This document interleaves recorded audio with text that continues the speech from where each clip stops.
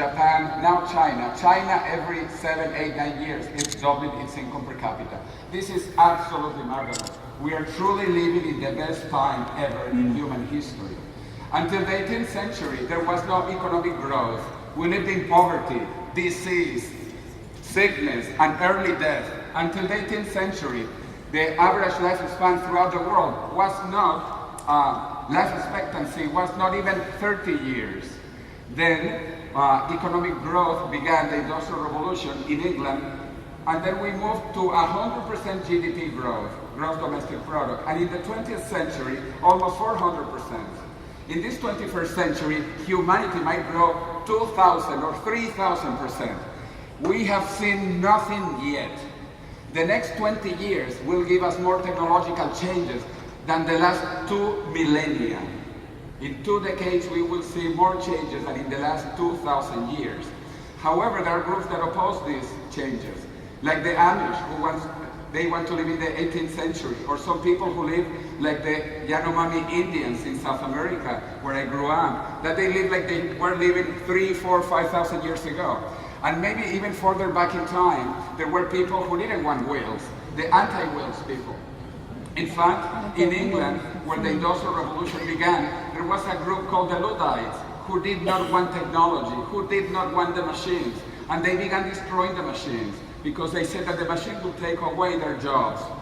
Fortunately, the Luddites did not win. The machines won. And that is why we live in this advanced world. And again, we have seen nothing yet of what there is going to come. 10 years ago, I was one of the founding faculty of Singularity University with Ray Kurzweil, who spoke here yesterday. And I was there for several years talking about these exponential technologies that will lead us towards the singularity that we expect to happen in the year 2045. If you look at one of the consequences of the singularity is the year man becomes immortal. And for the ladies here, don't worry, women will become immortal too. All of us will become immortal and we will rejuvenate ourselves. I plan to be alive in 2045 and I plan to be younger than today. Younger than today. The idea of the technological singularity has been talked about for Ray Kurzweil, who is also from my alma mater, from the Massachusetts Institute of Technology. And he's just finishing now his new book that will be launched next summer, which is The Singularity is Nearer. And we talk consistently about those two numbers, 2029, when we will pass the Alan Turing test, and 2045, when we will reach, at the very latest, the technological singularity, including immortality, physical immortality. If you look at how technology has changed, this was 40 years ago, the IBM punch card, or the first floppy disk 30 years ago. And technology is changing exponentially. Also in biotechnology, that is the cost of sequencing the human genome. Today, in 2018, it is only $800, the complete sequence of the genome. And this will go down to $10 and 1 minute of time. This is incredibly exponential. However, we do not understand the nature of exponential change because we think linearly. But technology is changing exponentially faster, smaller, cheaper, better. Very, very, very fast. And if we think about exponential change versus linear change, if I walk linearly and I give 30 steps, after 30 steps I have walked 30 meters.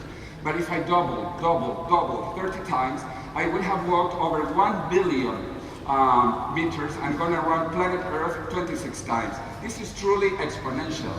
And now we are going to see the future in a different way. We have to fly, we have to open our eyes. 10 years ago, I went to visit Sir Arthur C. Clarke before he died. And he is very famous for the 3 laws of the future, besides the Space Odyssey 2001 and a lot of science fiction. And he said, first law of the future, when a famous scientist says that something is possible, he's probably right. But when he says it is impossible, he's probably wrong. Second law, the only way of discovering the limits of the possible is to venture past those limits into the impossible. And the third law, any sufficiently advanced technology is indistinguishable from magic. So we are going to talk about magic because the changes are incredible. 3 decades ago, personal computers were just beginning.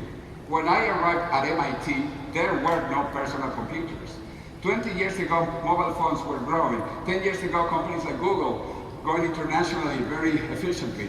What we will see in the next 20, 30 years, we will see magic. We will cure aging. Many of us consider aging as a disease, but a curable disease that we are going to cure in 2 decades, 3 decades. The Methuselah Foundation has this prize and many other initiatives to incentivize research on this. And what has been done is incredible. In the last 10 years, we have almost doubled the life of mice, multiplied by 4 the life of flies. We have multiplied by 10 the life of some worms. And this is just beginning, because we even know today that cancer cells are immortal. There are immortal cells, like cancer cells are biologically immortal. There are also some organisms and other good cells, not only cancer is immortal, germinal cells are also biologically immortal. And small organisms like hydras, some medusas, that are also biologically immortal. So when people tell me immortality is impossible, I say, how is it impossible? It already exists. There are immortal life forms, there are immortal cells. And now Silicon Valley is opening their eyes to this. And Google created Calico to solve a technical problem called death. Death is a technical issue that we will solve. Also, Microsoft announced that they will solve cancer in 10 years. Cancer is a technical issue that we can solve. And as we know, Mark Zuckerberg and his wife, Priscilla Chan, who is a medical doctor who studied biology at Harvard, they have donated their fortune to cure all diseases. And they said that their daughter will not die of anything. She will not die. She will become immortal. We will cure all diseases, including aging. There is a growing ecosystem, incredible ecosystem of billions of dollars on these technologies, because this will indeed be the largest industry of the planet in the next few years. So I recommend that you, if you want to know about this, and you will have enough time to learn Spanish, to read my book in Spanish. So plan A is not to die. I don't want anyone here to die. But if you die, we have plan B. Plan B is cryopreservation. This was also impossible half a century ago, but it began, and now there are actually millions of children that have been cryonically suspended as embryos, or eggs or sperm, through in vitro fertilization. So we know it works, and actually I have visited all the centers of cryopreservation, like Alcor, nearby in Arizona, and I was in charge of the first cryopreservation in continental Spain. A friend of mine who died 2 years ago, and he was in charge of that. But again, this is plan B. I hope all of you, like me, are for plan A, which is immortality. As Woody Allen said, I don't want to achieve immortality through my work. I want to achieve it through not dying.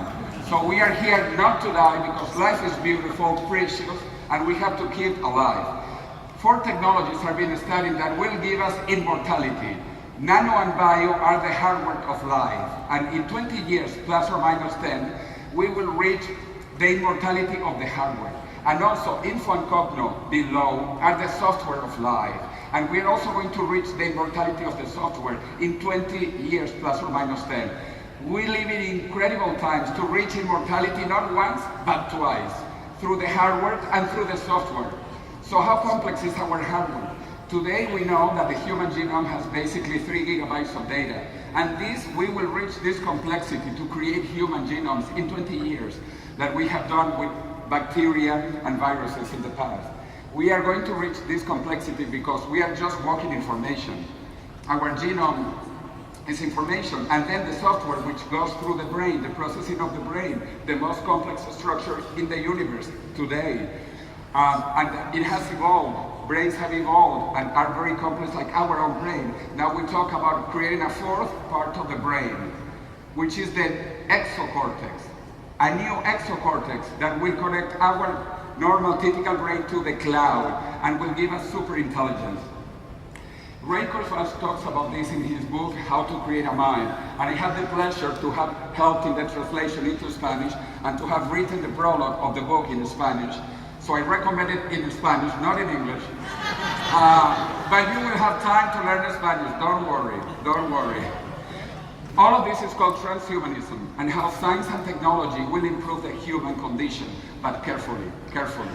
We don't want to finish like that, okay? In the next few years, we are going to cure all diseases.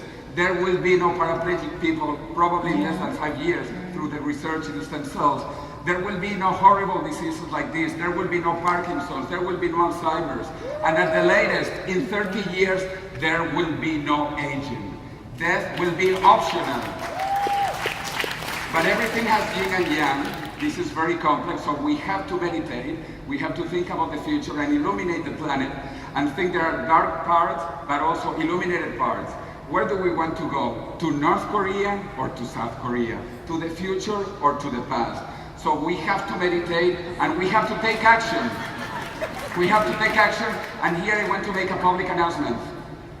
I am starting a party in Spain to take immortality into the European Parliament in Brussels, called Plus Ultra. Plus Ultra is the name of Spain, the land of far beyond.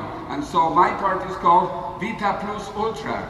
So we are going to change the world, and we want the help of people in the USA, people all over Europe. So vote for life. Thank you very much.